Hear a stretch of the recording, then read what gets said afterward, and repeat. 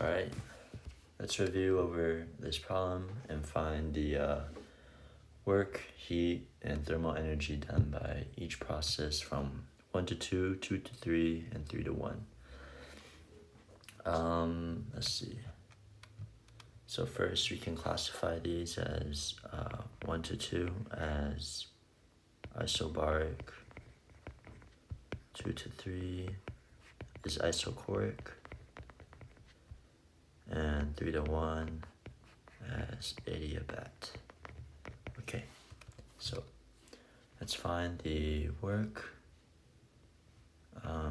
heat, and change in thermal energy for all of these. Alright, so work done for 1 to 2. The equation for work is P times the change in volume is equal to work for isobaric equations. Now we're not given the pressure for our equation, so we have to solve it using the adiabatic equation for 3 to 1. So it's going to be P1 V1 equals P3 V3, and I'm going to raise it to the power of 5 over 2.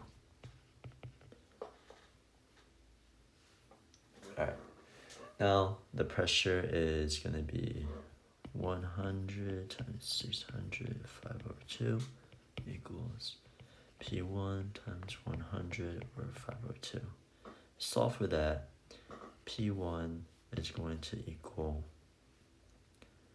1981.16 kilopascals, and we can use that to plug it back into this equation for our work done. So 1981.16 times the change in V, which is going to be 600 minus 100 centimeters cubed, and then multiply that by to the power of 10 to the negative 6 to turn it to meters cubed. And also 10 to the power of 3 because we want it in pascals. And we're going to get work done from 1 to 2 is equal to 0.991 kilojoules. Alright, so that's how we solve our work. And let's get to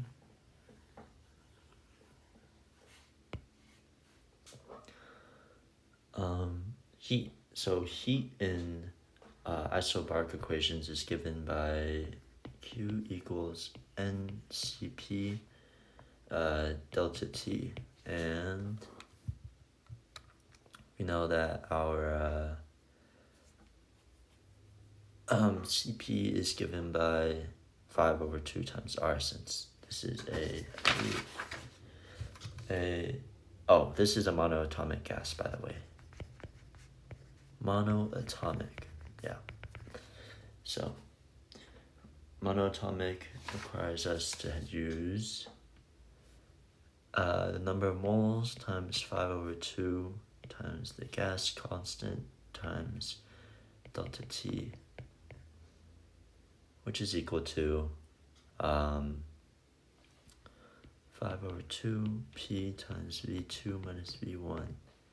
And if we plug in the difference in volumes, we're going to get 2.48 kilojoules.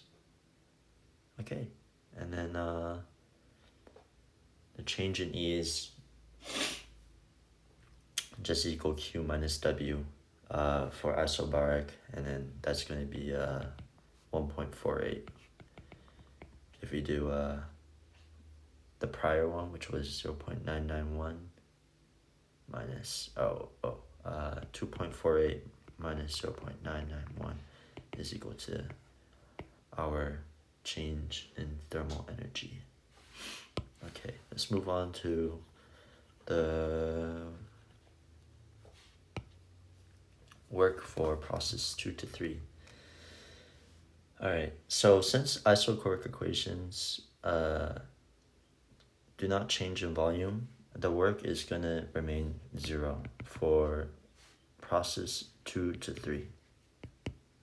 And we're going to just have to find Q and change in thermal energy.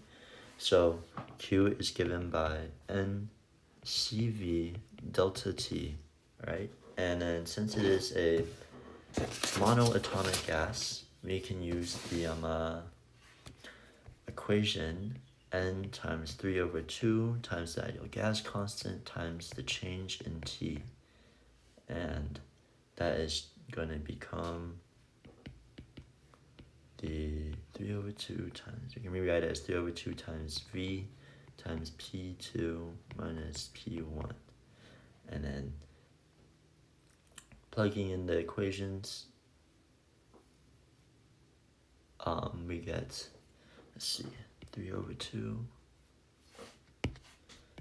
times 600 times 10 to the negative 6 times 100 minus 1981.16. Okay, and then our heat done. Oh yeah, so heat done in this process from 2 to 3 is going to equal negative 1.69 kilojoules. All right, and then since this is an isochoric, we know that the change in thermal energy is equal to the heat energy, so it's just going to equal 1.69 or negative 1.69 kilojoules also. Okay, so that will be it for the isochoric reaction between 2 to 3, and then we're going to head over onto 3 to 1, which is the adiabatic reaction. Oh, oops. Hold on. There we go.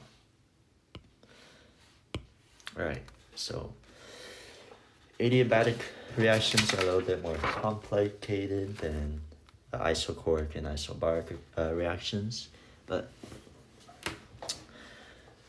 we got this. So work done and adiabatic equations are given by work equals what? P final times V final minus P initial times V initial over 1 minus y. Alright, and these equations can all be found in the formula sheet for the final. It'll be provided to you during the exam. Alright, so from process 3 to 1, let's rewrite this for that. So it'll be equal to P1 times V1 minus P2 times V2 over y minus 1. And then let's plug in chug, Okay, let me go ahead and erase that. And let's get back to it. So pressure of 1 is what? 100 centimeters cubed times 10 to the negative 6 times volume, which is 600. 600 kPa, or kPa, times 600 minus 1981.16 times 100 times 10 to the negative 6 over 5/3 minus 1. Since this is adiabatic and an monoatomic equation.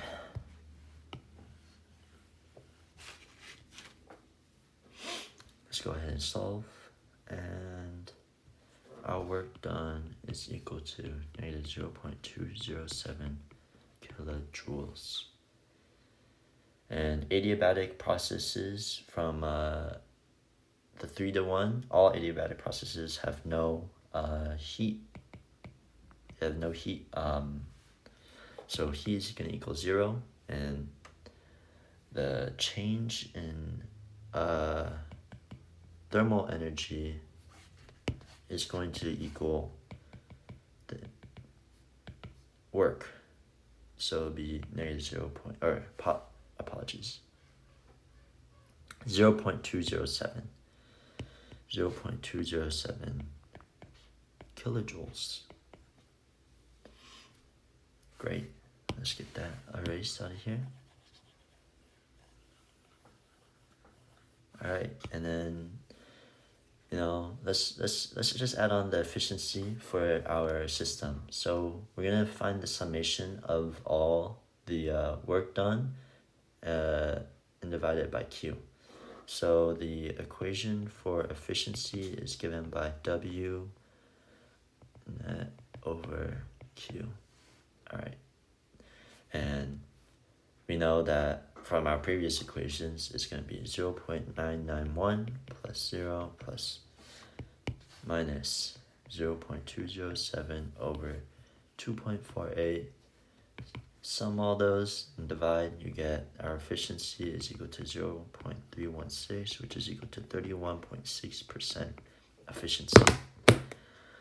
All right, that is how we solve for a system of a monoatomic gas. If you have a diatomic gas, you would obviously replace the specific heat values for CV and CP, respectively. Thank you for watching, and I hope to see you soon.